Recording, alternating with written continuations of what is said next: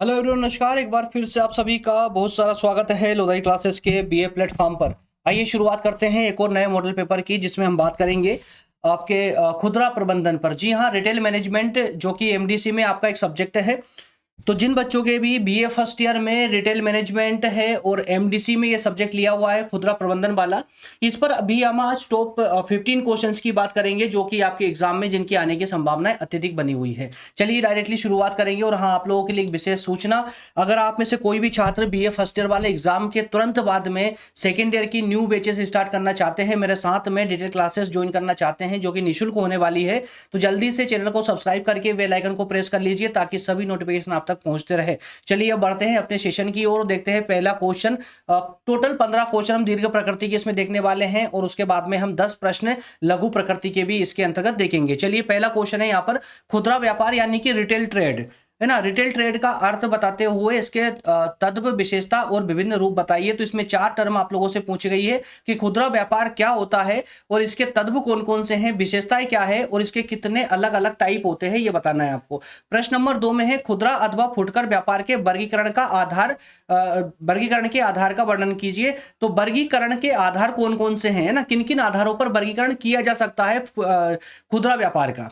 Clear है। जैसे यहां पर जो प्रकार पूछे गए हैं प्रश्न नंबर 1 में, प्रकार यहां पर आप मिक्स करके बता दोगे, लेकिन जब वर्गीकरण करोगे तो वर्गीकरण इनका जो प्रकार है किन किन आधारों पर इनको वर्गीकृत किया जा सकता है, उन आधारों को यहां पर स्पष्टता बताना होगा। प्रश्न नंबर 3 में है, भारत में संगठित खुदरा क्षेत्र यानी कि ऑर्गेनाइज्ड रिटेल सेक्टर के विकास के उत्तरदायी कारकों का वर्णन करते हुए इसके लाभ और हानियों की विवेचना करें। तो यहां पर आपको इसको जो है संगठित खुदरा क्षेत्र बताना होगा, इसके विकास के बारे में बताना होगा, साथ ही साथ में इसके जो कारक हैं उनका वर्णन करते हुए इसके लाभ और हानि बतानी होगी। प्रश्न नंबर 4 है, मूल्य निर्धारक के प्रमुख उद्देश्यों को स्पष्ट करते हुए इसकी विभिन्न रणनीतियों की विस्तृत व्याख्या कीजिए। तो मूल्य निर्धारण के जो उद्देश्य हैं, यानी कि किन उद्देश्यों से मूल्य का निर्धारण किया जाता था और इसके अलावा कौन कौन सी इस जो तकनीक थी मूल्य निर्धारण करने की, जिसको हम रणनीतियां बोल रहे हैं यहां पर, ठीक है। तो प्राइसिंग स्ट्रेटजीज कौन कौन सी हुआ करती थी उस समय, वो सब बतानी होगी। प्रश्न नंबर 5 को देखिए, व्यापार के लघु व दीर्घकालीन उद्देश्यों को पूरा करने के लिए खुदरा विक्रेताओं द्वारा अपनाई जाने वाली विभिन्न रणनीतियां बताइए। क्लियर है। प्रश्न नंबर 6 को देखिए, उपभोक्ता व्यापार का अर्थ, महत्व और विशेषताओं पर प्रकाश डालते हुए इसे प्रभावित करने वाले प्रमुख जो भी तत्व है उन तत्वों की विवेचना यहां पर करना है। क्लियर। तो यहां उपभोक्ता व्यवहार का अर्थ बताना है, महत्व बताना है, विशेषता बतानी है और इसको प्रभावित करने वाले तत्व बताने हैं। अब दोस्तों सुनिए, प्रश्न नंबर 6 में जैसा आप देख रहे हैं कि यहाँ पर 4 से 5 टर्म आप लोगों से पूछी गई है, लेकिन जरूरी नहीं है कि एग्जाम में भी पूरी की पूरी टर्म आपसे पूछ ली जाए। हो सकता है एग्जाम में सिर्फ उपभोक्ता व्यवहार का अर्थ, महत्व ही आ जाए या विशेषताओं को भी साथ में जोड़ दे, लेकिन मैं आपको जो मैक्सिमम टर्म इसलिए दे रहा हूं ताकि कोई भी क्वेश्चन आपसे छूट नहीं जाए एग्जाम में, ठीक है ना। चलिए जल्दी से इसका स्क्रीनशॉट ले लें या फिर नोट डाउन करें तो वीडियो को रोककर नोट डाउन कर लीजिए। आगे बढ़ेंगे। क्वेश्चन नंबर 7 है, उपभोक्ता क्रेता, उपभोक्ता क्रेता तथा संगठनात्मक क्रेता, ये दोनों कौन होते हैं, दोनों में अंतर क्या है, ठीक है। दोनों को डिस्क्राइब करना है और बाद में लास्ट में पॉइंट नंबर 3 के रूप में दोनों में अंतर दिखाना है। प्रश्न नंबर 8 है, ग्राहक सेवा रणनीति क्या है, ये क्यों महत्वपूर्ण होती है, एक कुशल सेवा रणनीति बनाने के विभिन्न चरणों की व्याख्या कीजिए। तो यहाँ पर ग्राहक सेवा रणनीति बताने के साथ ही साथ में इसका महत्व बताना है और इसके अलावा एक अच्छी रणनीति बनाने के जो अलग अलग स्टेप होती है, जो प्रोसेस होती है, उस प्रोसेस का वर्णन यहाँ पर करना है। प्रश्न नंबर 9 है, मर्चेंडाइज प्रबंधन यानी माल प्रबंधन क्या होता है और व्यापारी की जिम्मेदारियां और भूमिका का वर्णन करें। वहीं प्रश्न नंबर 10 है, ई कॉमर्स से आप क्या समझते हैं, इसकी विभिन्न सेवाओं का वर्णन करते हुए परंपरागत कॉमर्स और ई कॉमर्स के बीच में क्या अंतर है ये बताना है। तो ई कॉमर्स क्या होती है, इसमें कौन कौन सी सेवाएं इंक्लूड की गई है, साथ ही साथ में जो परंपरागत कॉमर्स है हमारी जो प्राचीन समय से चली आ रही है और ई कॉमर्स दोनों में क्या डिफरेंस है वो भी बताना है। प्रश्न नंबर 11 को देखिए, इंटरनेट मार्केटिंग क्या होती है, इसके विभिन्न प्रकारों पर प्रकाश डालते हुए इसके प्रमुख लाभों की विवेचना करें। तो इंटरनेट मार्केटिंग जो कि आधुनिक कॉन्सेप्ट है ना, आज वर्तमान का एक प्रचलित कॉन्सेप्ट है इंटरनेट मार्केटिंग, और इसके प्रकार भी बताना है, साथ ही साथ में इसके लाभ भी बताना है। 3 टर्म इस प्रश्न में आप लोगों से पूछी गई है। प्रश्न नंबर 12 है, मार्केटिंग प्रक्रिया क्या होती है और मार्केटिंग प्रक्रिया में कौन कौन से चरणों को शामिल किया गया है, उन सभी स्टेप को बताना है। प्रश्न नंबर 13 को देखिए, डिजिटल मार्केटिंग क्या होती है, इसके लाभ पर प्रकाश डालते हुए इंटरनेट मार्केटिंग के विभिन्न प्रकारों दोनों पर टिप्पणी लिखे। तो यहाँ पर डिजिटल मार्केटिंग क्या होती है, इसके लाभ बताना है। इसके अलावा इंटरनेट मार्केटिंग के प्रकार कौन कौन से हैं वो प्रकार बताना है। 3 टर्म आपसे यहाँ पर भी पूछी गई है। प्रश्न नंबर 13 प्रश्न कंप्लीट हो चुके हैं। जल्दी से स्क्रीनशॉट ले लें, इसका भी स्लाइड चेंज करेंगे।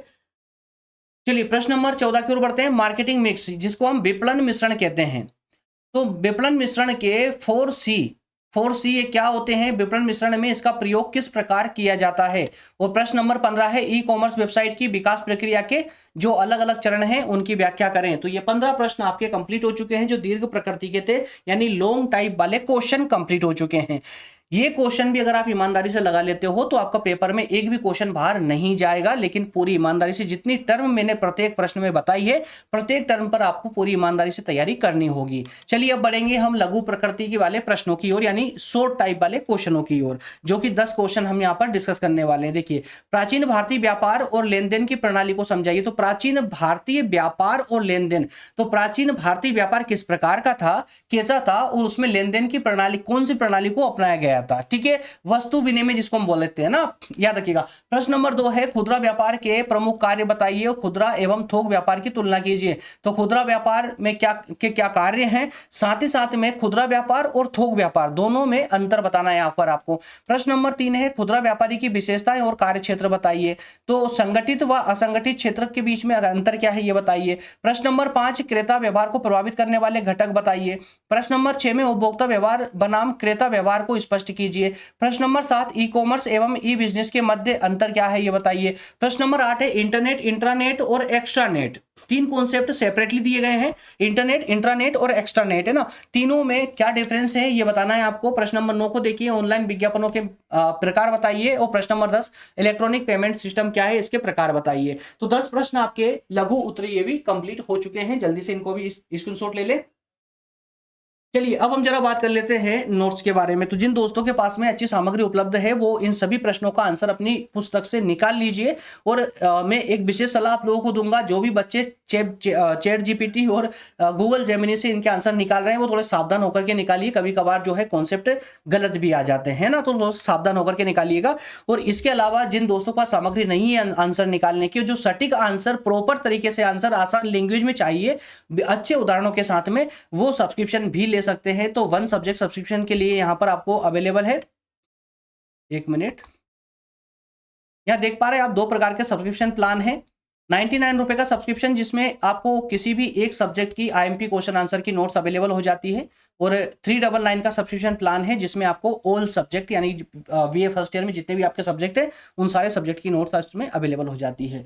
कैसे मिलेगा सब्सक्रिप्शन, तो उसके लिए इस पेज का स्क्रीनशॉट ले, नंबर पर सेंड कर दे, व्हाट्सअप कर दे। व्हाट्सअप पर आपको पूरी जानकारी दे दी जाएगी। सेशन अगर आपके हेल्पफुल रहा है तो सेशन को लाइक जरूर कर दें। और इसके अलावा मैं फिर से एक बार रिपीट कर दूं, जिन दोस्तों को भी सेकेंडरी की क्लासेस डिटेल में लेना है वो जल्दी से चैनल को सब्सक्राइब करके जुड़ जाए हमारे साथ में। और इस सबके अलावा आप ये अदर सोशल मीडिया लिंक भी देख रहे हैं, चाहे तो आप इनको भी फॉलो कर सकते हैं, जहाँ पर क्लासेस की प्रॉपर अपडेट आपको मिलती रहती है। मिलेंगे नेक्स्ट सेशन में। बहुत धन्यवाद, थैंक यू, जय हिंद।